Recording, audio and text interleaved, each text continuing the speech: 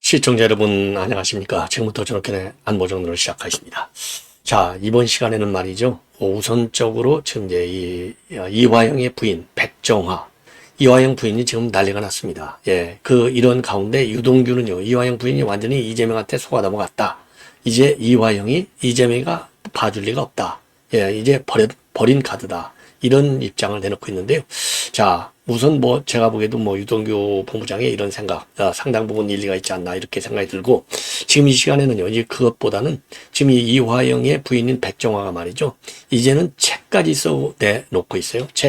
이 책 제목을 보면은요, 나는 고발한다. 자, 그래서 이화영 대북송금 조작 사건의 실체. 그래서 이 변호사인 김현철이하고 둘이서 지은 책인데요. 요 책을 이 시점에서 왜 내놨을까요?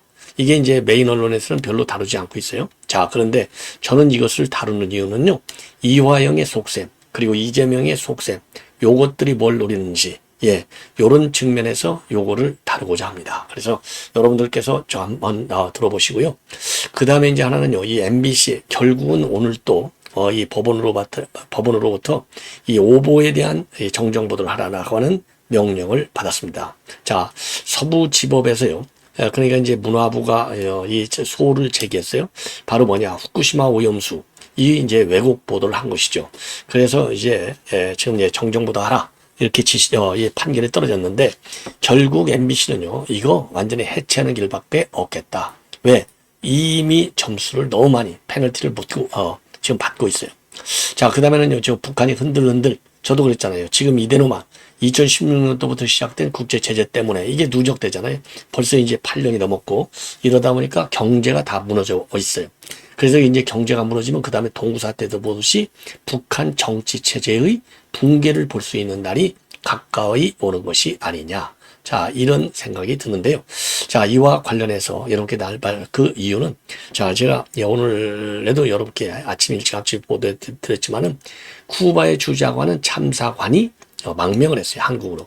그런데 지금 TV조선의 단독 보도를 보면, 불란서에서 근무하는 고위 외교관이 미국으로 망명했다. 그리고 또 한 건의 외교관 망명 사례가 있다. 예, 지금 제3국에 출애 중에 있다. 이런 보도가 나오고 있거든요. 그래서 지금 그 엘리트, 이제 북한에서도 외교관이라고 하면 아주 엘리트 그룹에 속하잖아요. 자, 엘리트가 탈북한다? 그러면 세상 돌아가는 아는 거예요. 북한과 세상과의 이 밖의 세계의 차이가 얼마나 어마어마한가. 이래갖고는 내 삶은 물론인 거지만 내 자식들의 삶은 뭐가 되겠느냐. 이거는 더 이상 용납할 수 없다. 그래서 튀어나오는 거예요. 자, 그래서 제가 이미 몇 년 전부터 김정은 체제의 균열 현상 갈수록 심해진다. 조금만 더 압박하자. 이런 얘기를 했는데, 제가 보고 있는 이 내용이 정확한 것 같습니다. 그래서 요 내용을 자세하게 말씀을 드리도록 하겠고요. 그 다음에요. 이러다 보니 이제 최근에 지금 우리가 이제 북한에 대해서 풍선을 많이 보내고 있는데, 그리고 이제 확성기까지 설치했지 않습니까? 풍선, 확성기 이런 것들이 이런 탈북에 영향을 주는 거예요. 그러다 보니까 지금 김여정이가 지금 이 조선중앙통신을 통해서 아주 긴급 담화문을 발표했습니다. 또다시 우여포가 나왔어요. 이제 오물풍선에 대한 대응 방안을 얘기한 것이고요. 그리고 이제 마지막으로 TV조선에서 오늘은 이제 이 TV조선을 돌아가면서 인터뷰를 해요. 그래서 저도 돌아가면서 인터뷰한 내용을 여러분께 쭉 소개해드리고 있는데, 이번에는 원희룡 후보가 인터뷰를 했습니다. 한마디로 얘기해서 한동훈은 냉혈 한해 무오류의 착각에 빠져있다. 공감 능력이 마이너스다. 아주 직격탄을 가하고 있습니다. 그리고 이제 홍준표는 항상 한동훈이를 날리고 있잖아요. 자, 그래서 이 홍준표의 발언도 전해드리도록 하겠습니다. 자, 그래서 이제 이 마지막 방송이 되기 때문에 짤막짤막하게 여러분께 말씀을 드리도록 하겠습니다. 예. 자, 그러면 말이죠. 우선 이화영 부인, 요 책자를 지금 만들었어요. 책자를 지가 만들었겠어요. 남이 다 써준 거죠. 뻔한 거 아니겠습니까? 자, 그래서 이제 신진우 판사가 이제 최근에 아주 이제 중형을 선고했죠. 중형을 선고하고 나니까 여기에 대한 반발 차원에서 책자에 그 실태를 담았다. 그래서 이제 본격적으로 여전전에 돌입하겠다. 그래서 이 책을 썼는데요. 먼저 이제 부인 이름이 이제 일부에서는 이제 실명이 나오고 여전 일부에서는 이제 백모 씨 아니면 부인 이렇게만 나오는데 여기 지금 마이크 바로 앞에 있는 사람이 이게 백정화 부인 실명입니다. 자, 부인이 말이죠. 만났잖아요. 법정에서도 고함 지르고 자기 남편한테 정신 차려 소리 지르고 한 난리를 핀 사람이 백정화예요. 왜? 이재명한테 밀명을 받았으니까 쇼를 하라 이렇게 밀명을 받았으니까 충실히 이행하는 것이고요. 요 책자도 이재명의 밀명과 관련된 것이 아닌가. 자, 제목이 나는 고말한다. 이화영 대북상금 조작 사건의 실체. 그래서 김현철 백정화 지음이라고 돼 있어요. 자, 그래서 피고인 이화영의 옥중 루트 전부 수록. 그러니까 이제 뭐 자기가 비판하는데 필요한 자료는 다 수록한 것이 되겠고요. 그리고 또 이걸로만 끝나는 게 아니라 희망의 연대 구속 동지들을 위한 이게 이제 이화영을 위한 이 후원 행사가 되는 겁니다. 그래서 전남권으로 보면 이게 전국으로 도는 것 같아요. 그래서 동지에다가 이제 말하자면 영치금 많이 더 주자 이거예요. 그래서 이 정경태도 영치금을 갖다가 2억 4천까지 받아먹었잖아요. 최고의 이 영치금을 받았는데 요것도 지금 한번 행사를 하겠다. 그래서 20일 오후 2시부터 순천에서부터 이게 이 토크 콘서트가 열려갔고요. 전국적으로 열리고 그리고 이제 이거를 안진걸 민생연구소장이 진행을 할 예정으로 있다고 합니다. 그래서 정치검찰대책당 제보센터장이 김문수 이게 국회의원입니다. 자, 그 다음에 권양엽, 주철원, 문금주, 조계원 이런 국회의원하고 지금 서승만 박사가 출연할 예정이고요. 백화영이는 물론이고 이화영 변호사였던 김현철과 김광민이가 요 토크쇼에 참여를 한다는 겁니다. 야, 그게 참 전국을 도르니 말이죠. 그러면 제가 보기에 이 책자, 자, 다시 한번 이제 백정화가 쓴 요 책자, 요 책자인데 나는 거부한다. 요 책자를 왜 이 시점에서 만들었냐 이거예요. 이 시점에서. 이거 뭐 지가 썼어요? 김현철이가 자료 넘겨주고서 책 쓰는 사람들 있잖아요. 이 작가들. 이런 사람들이 쓴 것이죠. 아니 뭐 백정화가 무슨 재주로 이 책을 쓰겠어요? 자, 그러면 시기적으로 올 때 이게 말이죠. 지난 6월 7일 날 판결문이 내려왔어요. 판결문이 나왔고 지금 이제 한 달 조금 넘었습니다. 요 시점에서 나온 거예요. 자, 그래서 요거를 보면 우선요, 이 백정화가 뭐라고 되어 있냐면 이렇게 되어 있습니다. 신진우 판사가 말도 안 되는 판결을 했다. 사람들이 이해가 안 가 많이 궁금해했고 복잡하게 꼬아놓은 부분이 많아서 따져봐야 됐다는 생각이 들어서 책을 썼다는 겁니다. 그래서 이재명을 잡기 위해서 이화영을 도구로 쓴 거라고 밖에는 보이지 않는다. 그래서 이 책을 썼다. 이렇게 주장하고 있어요. 예. 자, 그래서 이제 억울하다. 이거 아니겠습니까? 억울하다. 그리고 판결은 잘못됐다. 요게 이제 핵심으로 되어 있습니다. 자, 그래서 요거를 이제 보면은 제가 보기에 여러 가지 이제 복합적인 의도를 가지고 있어요. 그래서 제가 말씀을 드리고 싶은 것은 이재명이가 지금 동원할 수 있는 모든 수단은 다 동원해서 이화영 재판을 맡았던 신진우가 지금 본인을 법정 구속하는 이 사태는 막아야 되겠다 이겁니다. 그래서 지금 이미 하고 있는 게 서울중앙지법으로 병합심리를 해달라. 이거 대법원에서 기각됐잖아요. 당연히 기각됐죠. 그러면 제2탄으로 뭘 하느냐. 이제 신진우 부장판사 법관 기피를 할 가능성이 굉장히 크다. 그러면 이제 또 몇 살씩 지연되잖아요. 그런데 대법원에서 지금 기각 판결을 갖다가 딱 2주만 했어요. 그러니까 상당히 빠른 속도로 했어요. 지난번에 신진우 부장판사 대법원에서 법관 기피 31일인가 그렇게 걸렸어요. 자, 그러면 절반으로 줄은 겁니다. 자, 그러니까 이제 재판 지원도 작동이 안 되는 거예요. 신속하게 정리를 해버리니까 법원에서. 자, 그래서 그럼에도 불구하고 지금 이제 신진호가 이재명을 법정 구속하는 건 막아야 되겠다. 중형 때리는 건 막아야 되겠다. 그래서 대대적인 여론전에 돌입한 거예요. 책만큼 대중을 상대로 해서 여론을 하기가 좋은 수단이 없잖아요. 그러니까 조국이 맨날 책 만들잖아요. 조국이 항상. 자, 그래서 책 장사해갖고 조국이 수억 원을 벌었어요. 자, 그리고 또 정경심도 책 장사해서 돈을 많이 벌고 또 영치금도 받아내고. 그래서 요 토크 콘서트가 하겠다는 얘기는 당면적으로 돈벌이에 앵벌이 하겠다는 거예요. 부인을 지금 앵벌이 시키는 거예요. 말하자면 이화영이가. 예.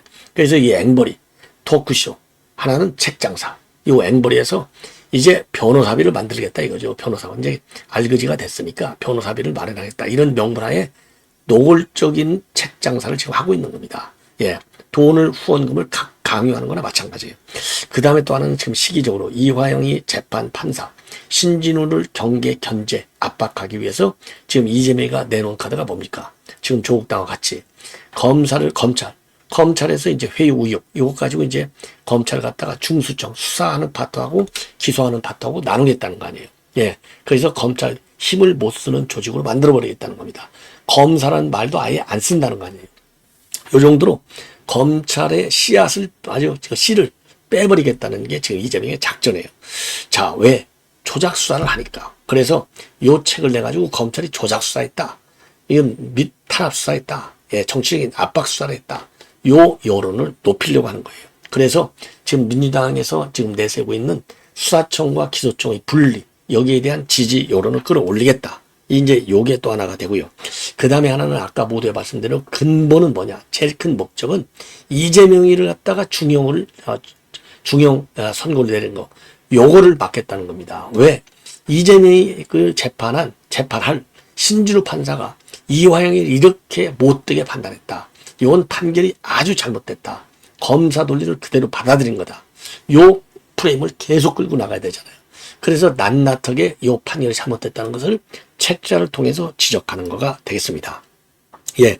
그래서 이제 결론적으로 이재명의 방탄, 벽을 만드는 수단으로 써먹는 것이고, 또 하나는 또 이 재판부하고, 그러니까 이제 그 신진우 부장판사, 그리고 이제 검찰 공소유지하는 검찰, 여기에 대한 압박의 수위를 최단으로 끌어올리겠다는 겁니다. 그래서 이제 결국적으로는 지금 이 민주당이 주장하는 게 지금 탄핵, 그 다음에 특검이잖아요. 탄핵과 특검에 대한 국민적인 지지 여론을 끌어올리겠다. 이런 복합적 아주 다양한 목적을 가지고 요 책을 쓴 거예요. 이걸 보면은요, 이재명이 이거 정말 쥐새끼까지 약은 인간이에요. 이게 이런 인간이 이런 놈이 말이지. 예? 무슨 누구를 탄핵해요? 이재명이를 탄핵해야 돼요. 국회의원으로서의 탄핵. 이런 불법 활동이 워낙 많은데 이런 인간이 어떻게 배지를 달고 있느냐. 그래서 이재명의 제명론은 이미 나왔잖아요. 그래서 탄핵 청원을 좀 해 주십사. 이렇게 제가 간곡하게 여러분들께 말씀을 드립니다.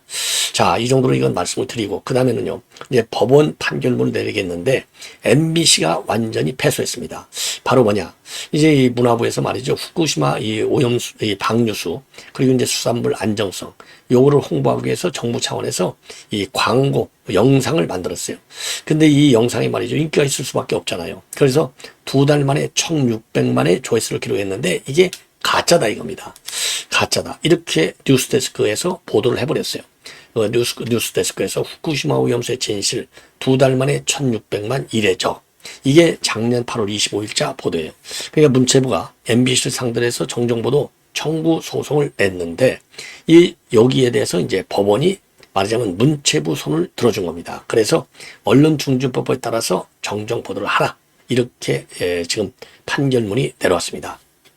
자, 그 당시 뉴스데스크에서는요, 영상이 2달도 안 됐는데 어떻게 1600만의 조회수를 기록하느냐.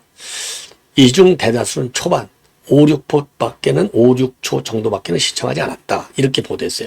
그런데 이거 기계적으로 보면요, 영상의 조회수는 최소 30초 이상 시청한 경우에만 집계가 되고, 평균 시청 시간이 3분 3초로 확인이 됐어요. 그러니까 이게 그 거짓 왜곡 보도를 한 것이죠. 그래서 문체부가 이런 보도 직후에 정정 보도를 요청했는데, MBC가 뉴스 홈페이지하고 유튜브 뉴스 채널에서는 이 정정 보도를 했지만은요, 이거를 본래 보도한 뉴스 데스크에서는 정정보도 요청을 받아들이지 않았어요. 그래서 언론중재위에 뉴스데스크 정정보도를 한다는 취지로 요청을 했는데 MBC가 이거를 거부해요. 그러니까 작년 10월에 법원에 정정보도 청구 소송을 해서 이번에 이긴 겁니다. 자, 그래서 재판부는요, 이번 사건의 보도는 허위사실이다. 그래서 문체부의 사회적 평가를 저하시켰다. 따라서 MBC는 판결 확정 후 3일 이내에 뉴스데스크에 반드시 정정보도문을 통상적인 진행 속도로 낭독하라. 이렇게 판결을 내렸습니다. 이거 MBC 문 닫도록 해야죠. 예. 자, 이 정도로 이거는 말씀을 드리고, 그 다음에 탈북자, 그러니까 탈북 외교관. 자, 쿠바 외교관은요, 리일규 참사관입니다. 그래서 지금 이제 태용호 전 의원이 2016년도에 탈북한 이후 제일 고위급 외교관이 되겠습니다. 자, 그래서 이분이 이제 외교를 탈북을 결심하게 된 결정적 계기는요, 지금 한국과 쿠바의 수교를 막아야 되는데 이게 작년 2월 14일 날 발표가 됐어요. 우연히도 2월 16일 날 이 김정일이 생일인데 이틀을 앞두고 그다음에 쿠바 수교를 발표를 했습니다. 예. 자, 이래서 이게 굉장히 어마어마한 그야말로 중징계 사유가 되잖아요. 이건 뭐 소환만으로 끝나는 게 아니라 처형까지도 받을 수 있는 어마어마한 사건이 되는 거예요. 그래서 이 문책이 굉장히 두려웠다. 그리고 자기들과 같이 자기 자녀들이, 그러니까 태영호도 똑같이 자녀들 교육 때문에 지금 이제 그 탈북을 했다고 해야 되는데, 자녀들이 이렇게 김정은 체제에서 계속 살게 하는 거, 이거는 자녀들의 앞길을 망친다. 요런 또 이 판단도 원인으로 제공했고요. 그 다음에 이제 또 하나 원인은요. 지금 이제 쿠바에다가 북한 식당을 내려면 이제 북한 정부에서 지원해줘야 되잖아요. 근데 요걸 하러 이제 북한에 들어갔는데 북한에서 외교부 고위 관리가 이거 뇌물을 요구한 거예요. 그래서 이거 뇌물 돈이 없어서 좀 두고 보자. 그랬더니 아주 거기서 그 야단을 맞은 겁니다. 혼났어요. 그러니까 이제 언젠가 이제 북한에 들어가면 또 혼나겠구나. 이런 두려움이 있는 겁니다. 그래서 결국은요, 지금 그 탈북을 결심하게 됐고, 지금 리일규 참사 같은 경우에는요, 김정은 표창장까지 받았던 그러한 인물로 지금 알려져 있어요. 그러니까 엘리트죠. 예.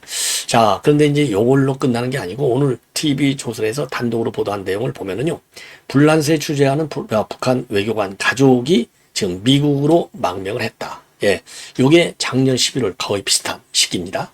자, 그리고 지금 이 불란서 외교관 말고서도요, 또 다른, 지금 이제 이 외교관 가족이 되겠죠. 탈북에 성공했다는 겁니다. 그러니까 리일규 가족이 있고, 불란서 주재 외교관 일가족이 있고, 또 다른 일가족이 지금 탈북에 성공했다. 이런 얘기까지 있는데요. 그 최근에 작년에 입국한 엘리트 탈북민은요, 전체 유업풀이 10명 안팎인데 2017년 이후로 가장 많이 증가를 했다고 합니다. 자, 이걸 보면은요, 결국은 충성 작업은 제대로 못 되고 이제 코로나 여파도 되고요. 그다음에 그만큼 이제 김정은이 이 체제의 고립도가 심해지니까 친북 인사들마저도 북한에 충성 자금을 주는데 도움을 안 주는 거예요. 자, 그래서 이런 내용들이 많아서 탈북이 늘어난 것이 아니냐. 자, 이렇게 판단할 수가 있고요. 자, 그리고 이 이일규 참사관이 지금 공개한 내용을 보면은, 이일규 참사관이 공개한 내용을 보면 한성열, 그러니까 이제 이 북한 이제 차관, 부상했는데요.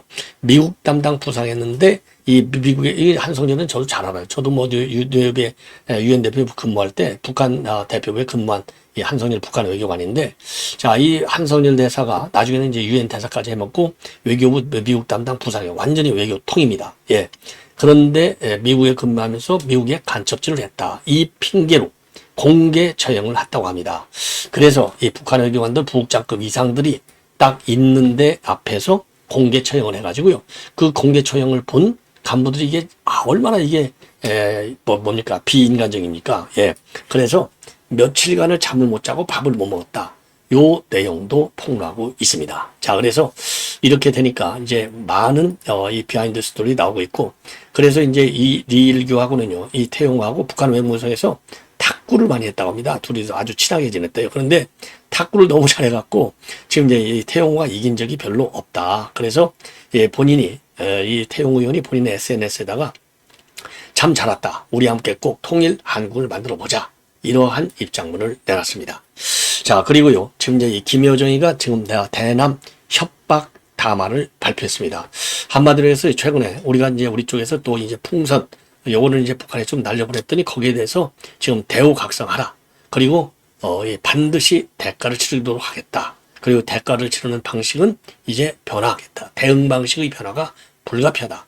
이 얘기는요, 지금 이제 좀 더, 지금은 옹울풍선을 보냈는데, 요거보다는 더 높은 수위의 도발로 한국을 위협하겠다. 이런 얘기나 마찬가지예요. 그래서, 김여정의 이제 담화문을 보면은요, 더 이상 지켜봐줄 수만은 없는 상황이 오고 있는 것 같다. 다시금 엄중히 경고한다.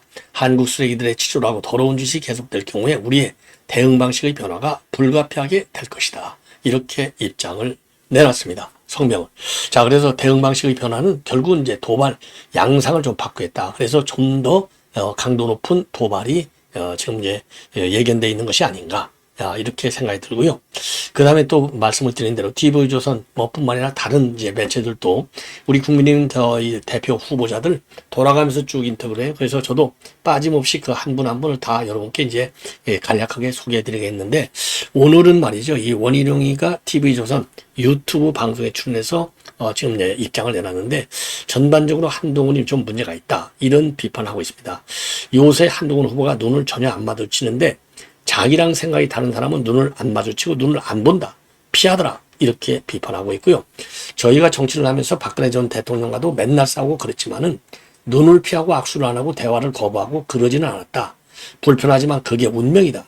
정치는 그런 것들로 둘러싸여 있는 것 아니냐, 이러면서 한동훈이는 자신은 무오류이고 문제가 있으면 그냥 바로 공격하고 망신 주고 공격해서 말싸움은 이겼는데 과연 상대방의 마음을 얻었겠느냐, 이렇게 비판하면서 한동훈이는 당원의 입장을 전혀 이해 못하고 공감 능력이 제로다, 굉장히 냉혈한이다, 이렇게 직격을 가하고 있습니다. 자, 그러면서요, 한동훈이가 공동선대위원장이었던 원희룡하고 나경원이는 왜 지원 윤서를 다니지 않았느냐, 윤상현은 왜 자기 지역 선거만 뛰었느냐, 이런 질문을 원희룡한테 하니까 앵커가, 그러니까 말하자면 공감 능력이 제로다, 냉혈 아니다, 이렇게 비판한 거예요. 자, 그러면서 이재명과의 대결은 정말 누구도 다 계란으로 바위깨기라고 했는데, 제가 거기 가서 10kg 이상 빠지면서 선거운동을 했고, 물론 한동훈이가 와서 유세해 준 것은 정말 고맙지만은 거기다 대고 왜 다른 곳 지원 유세 못 다니냐고 하니까, 야, 이분의 공감 능력이 제로가 아니라 이건 마이너스다, 이렇게 느꼈다는 겁니다. 그리고 한동훈이가 최장병 특검 출마 선언 첫 화두로 꺼내든 것은 윤석열 정부의 황태자로 지내온 한동훈이가 자신의 정치적 미래를 위해서 윤 대통령과 차별화를 위한 정치적 계산을 한 것이다, 이렇게 입장을 내놨습니다. 자, 그래서 최혜병 특검은요, 이 탄핵용 특검이다, 결국은. 그래서 그런 미끼로 걸려들지 말아야 된다. 예.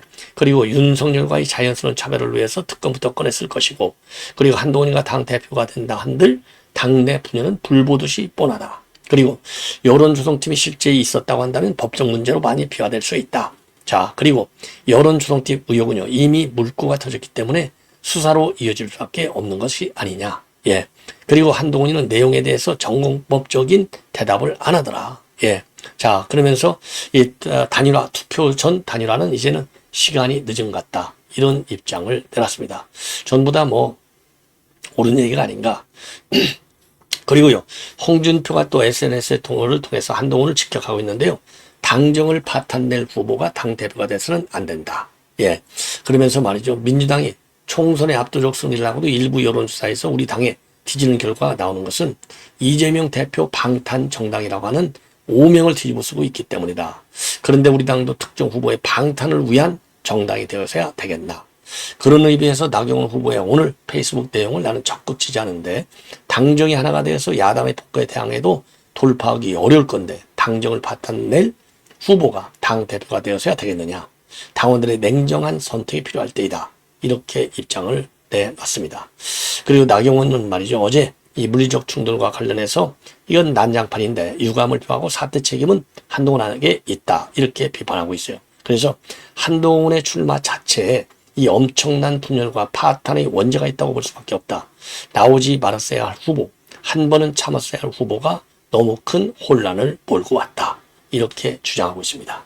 자, 시청자 여러분, 이렇게 해서요, 오늘 심야 방송 모두 마치도록 하겠습니다. 편안히 주무시기 바랍니다. 고맙습니다.